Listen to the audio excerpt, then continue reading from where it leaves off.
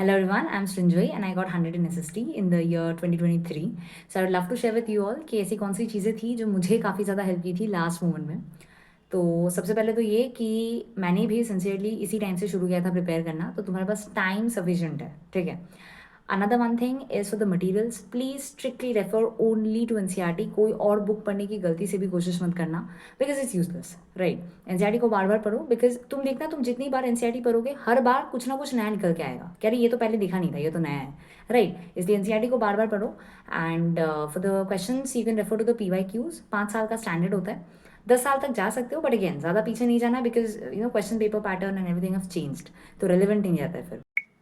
Okay, so now coming to the paper presentation वाला जो रहता है, तो सबसे पहले तो ये कि जब भी एमसीक्यूज अटेम्प्ट करो, एमसीक्यूज में ऑप्शन के साथ साथ मतलब ABCD जो भी है उसके साथ साथ उसमें क्या लिखा है, जो सेंटेंस है वो भी लिखना है, दोनों चीज़ें लिखनी है एमसीक्यूज में, ठीक है। फॉर द मैप्स उसको कभी भी एंड में या फ्रंट में टाई मत करना, हमेशा बीच में टाई करना ताकि वो सेफ रहे। That's for the maps. इसके अलावा आता है आंसर्स को पॉइंट्स में लिखने की हमेशा कोशिश करनी है, ठीक है, वो दिखता अच्छा है। एंड जब लिख रहे हो आंसर्स तो जो भी कीवर्ड्स है उसको अंडरलाइन कर देना, make sure don't forget to underline. इससे क्या होता है ना कि सिंपल सा इन्विजिलेटर को पूरा आंसर पढ़ने की जरूरत ही नहीं रहती, वो पढ़ते ही नहीं है, वो सिर्फ कीवर्ड्स पढ़ते हैं, नंबर दे देते हैं, तो इसलिए अंडरलाइन जरूर करना। इसके अलावा SST में हमारा जो मेन टारगेट है वो ये है कि अब हमें अपने जो आंसर्स है उसको थोड़ा सा इलेबोरेट करके लिखना है, ऑफ कोर्स टाइम मैनेज करते हुए। ऐसा नहीं होना चाहिए कि एक आंसर पे हमने बहुत ज़्यादा लिख दिया, लास्ट के 2 आंसर्स छूट गए, वैसा नहीं होना चाहिए। टाइम मैनेज करते हुए थोड़ा सा इलेबोरेट करके लिखना है। तो उसके लिए सबसे पहले जो जनरल जो चीज़ होती है वो ये कि if it's a 2 marks question then you writing 2 to 3 points. If it's a 3 marks question try to write 3 to 4 points. If it's a 5 marks question try to write 5 to 6 points. ज़रूरी नहीं वो जो 6th वाला point होगा वो कुछ एकदम नया सा कुछ चीज़ है, नॉट नेसेसरी। जो चीज़ है उसी के बेसिस पे अगर तुम थोड़ा सा भी लिख दोगे, बस लिखना है तुमको, दैट्स द मेन पर्पस, मतलब दिखना चाहिए कि हाँ 6 पॉइंट्स है इस आंसर में, सो उससे इंप्रेशन अच्छा बनता है। ये एक चीज़ है। अपार्ट फ्रॉम दैट कोई भी आंसर शुरू करने से पहले, फॉर एग्जाम्पल एक रैंडम सा क्वेश्चन, इफेक्ट्स ऑफ नेशनलिज्म, तो instead of directly starting with the points, start with the effects of nationalism are as follows. ये एक लाइन इंप्रेशन अच्छा करता है। जब एंड करो उसी सेम आंसर हो, जब एंड करो देयरफॉर दिस, मतलब try to elaborate in this way, these are the things by which you can extend your answer. ये एक चीज़ होती है। इसके अलावा for topics like nationalism, globalization, imperialism, ठीक है, इस तरीके की जो चीज़ें होती है, फेडरलिज्म, इस तरीके की जो चीज़ें होती है, इसके डेफिनेशंस बुक में ही है एनसीईआरटी में। अगर मान लो एनसीईआरटी में नहीं है, in that case you can refer to Google, ठीक है। वहाँ से एक लाइन का तुमको क्या करना है, डेफिनेशन लेना है। इससे क्या होता है ना, जब भी मान लो लंबे लंबे, for example it's a 5 marks question, nationalism के ऊपर कोई 5 मार्क्स का क्वेश्चन है, अगर वहाँ पे तुम एक लाइन लिख दोगे कि व्हाट इज नेशनलिज्म, तो उससे इंप्रेशन बहुत अच्छा बनता है इन्विजिलेटर के सामने। तो ये सारे टेक्निक्स हमको फॉलो करनी चाहिए टू इलैबोरेट आर आंसर, और इससे क्या होता है ना, मतलब नंबर स्कोर करने के चांसेस काफ़ी ज़्यादा बढ़ जाते हैं। अच्छा, अब पूरे पेपर में जो सबसे स्कोरिंग वाला सेक्शन है वो है तुम्हारा maps and picture based questions. तो इन दोनों के तुमको एक्सप्लेनेशन जो है वो यूट्यूब में बहुत सारे वीडियोस हैं, मिल जाएंगी वहाँ से, ठीक है। मैप्स को थोड़ा सा टाइम देकर प्रैक्टिस करना है, बिकॉज लास्ट मोमेंट में अगर तुम रख दोगे ना तो याद करने में थोड़ा सा दिक्कत होता है। सो मैप्स करके जाना टाइम देके, क्योंकि ये आने ही वाला है ये question. And another thing is for the pictures also, picture क्या है वो भी करना है, पिक्चर के नीचे देखना कुछ लिखे रहते हैं डिटेल्स, वो भी तुमको करके जाना है। At the same point of time कुछ कुछ पिक्चर्स के लिए, नॉट ऑल, लेकिन कुछ पिक्चर्स के लिए वो पिक्चर इंपॉर्टेंट क्यों है, मतलब उसका क्या रेलेवेंस है उस पर्टिकुलर टॉपिक के साथ, वो भी तुमको करके जाना है। तो ये इसके वीडियोस मिल जाते हैं यूट्यूब पे, तो रेफर टू देम एंड इनको जरूर करके जाना, because it's 100% coming and 100% scoring as well. Okay, so now coming to your paper attempting strategy for your MCQ section. मान लो अगर तुमको कोई क्वेश्चन नहीं पता तो तुमको उसको छोड़ना नहीं है, go for the option elimination, ठीक है। तुम्हारे पास 4 ऑप्शंस रहते हैं, उसमें से तुमको 3 एलिमिनेट करना है।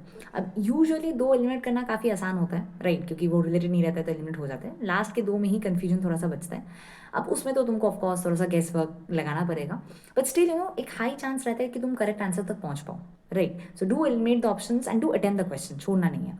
अनदर थिंग जो आती है, एक टाइप के क्वेश्चन आता है थोड़ा सा वेक टाइप का, स्टेटमेंट बेस्ड क्वेश्चन आ गया, मतलब जो थोड़ा सा मिक्स होता है, मतलब उसके हिस्ट्री से भी लिंक है, जोग्राफी से भी लिंक है। For example let's say globalization, globalization history से भी तुम उसको लिख सकते हो, इकोनॉमिक्स से भी लिख सकते हो।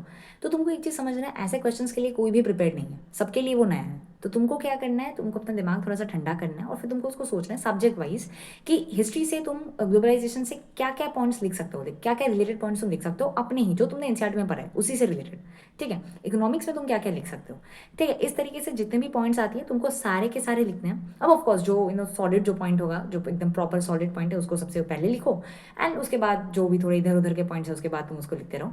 सारे पॉइंट्स तुमको लिखने हैं, क्वेश्चन बिल्कुल नहीं छोड़ना है, कोई भी क्वेश्चन बिल्कुल मत छोड़ना है। इसलिए क्योंकि बिलीव मी, अगर तुम थोड़ा सा भी कुछ भी उस टॉपिक से रिलेटेड लिख के आओगे, तुमको हाफ मार्क्स तो एटलीस्ट मिलने ही मिलना है, राइट। अगर रिलेटेड चीज़ लिख के आते हो तो मिल जाता है मार्क्स, इसलिए बिल्कुल भी कोई भी क्वेश्चन छोड़ना मत। अच्छा, तो भी सब्जेक्ट वाइज चलते हैं। सबसे पहले हिस्ट्री।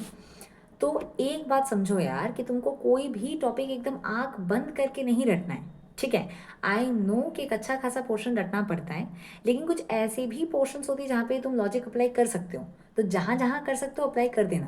बिकॉज बिलीव मी, जो भी तुम लॉजिकली पढ़ोगे वही तुमको लंबे टाइम तक याद रहने वाला है। जो भी तुम रटोगे वो तुम आज पढ़ोगे कल भूल जाओगे, इसका कोई फायदा नहीं होता।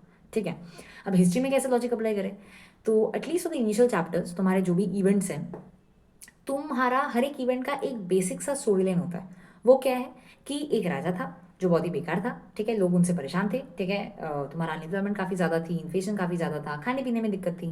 तो लोगों ने एक टाइम पे क्या किया, प्रोटेस्ट किया, रिवॉल्ट किया, राजा को हटा दिया। That's the basic story line. अब ये स्टोरी तुम किसी भी इवेंट के साथ रिलेट करके पढ़ सकते हो, और जितना ज़्यादा हो सके रिलेट करना, बिकॉज इसी तरीके से तुम्हें याद करने में भी काफ़ी ज़्यादा आसानी होगी। ठीक है, अपार्ट फ्रॉम दैट, जब तुम पहली बार पढ़ो, पहली बार में डिटेल्स में मत उलझ जाओ कि क्या डेट्स है, क्या लीडर्स के नाम है, नॉट नीडेड। तुम पहले से उस चीज़ को समझो, उस इवेंट को समझो, उस इवेंट में क्या हुआ, क्यों हुआ, कैसे हुआ। ये 3 क्वेश्चन को आंसर करने की कोशिश करो with respect to that event. ठीक है, जब तुम पूरी चीज़ को समझ जाते हो उसके बाद गो फॉर द डिटेल्स। जब तुम लीडर्स के नाम पढ़ रहे हो, स्पेलिंग के साथ पढ़ना, दैट्स वेरी इंपॉर्टेंट। जब तुम डेट्स पढ़ रहे हो, अगर एग्जैक्ट डेट याद हो रहा है तो बहुत अच्छी बात है, अगर नहीं भी हो रहा है कोई बात नहीं, तुम अगर थोड़ा सा टाइम फ्रेम भी दे दोगे कि late 19th century, early 19th century, चल जाता है। ठीक है, दैट इज इट।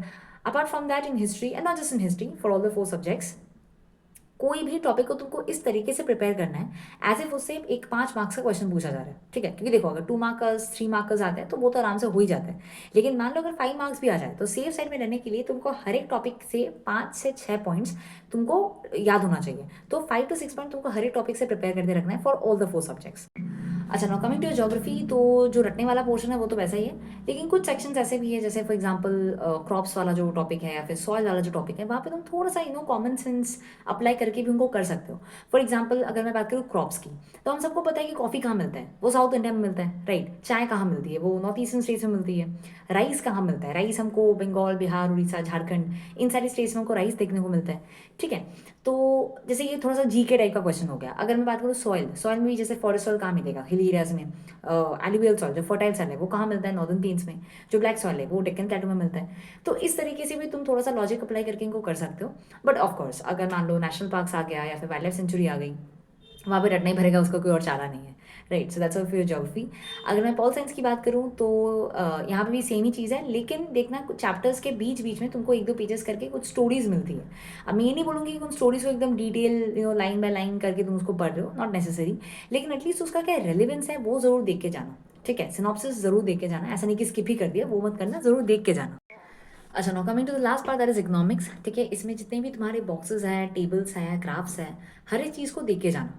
डेटा याद करने की जरूरत नहीं है, लेकिन उसका क्या रेलिवेंस है वो ज़रूर पढ़ के जाना। Also in economics application based question आते हैं, जैसे हमारे टाइम पे एवरेज फैमिली इनकम निकालने को बोला गया था, एक टेबल दे दिया गया था, उसके बेसिस पे कुछ क्वेश्चन आंसर करने थे। तो इस तरीके के क्वेश्चन आ जाते हैं, so you can refer to the PYQs for practice. ठीक है, apart from that, I think that is it. All the best to everyone. Okay, I hope this video was helpful for you people. If you have any further doubts, put it in the comments below. Thank you.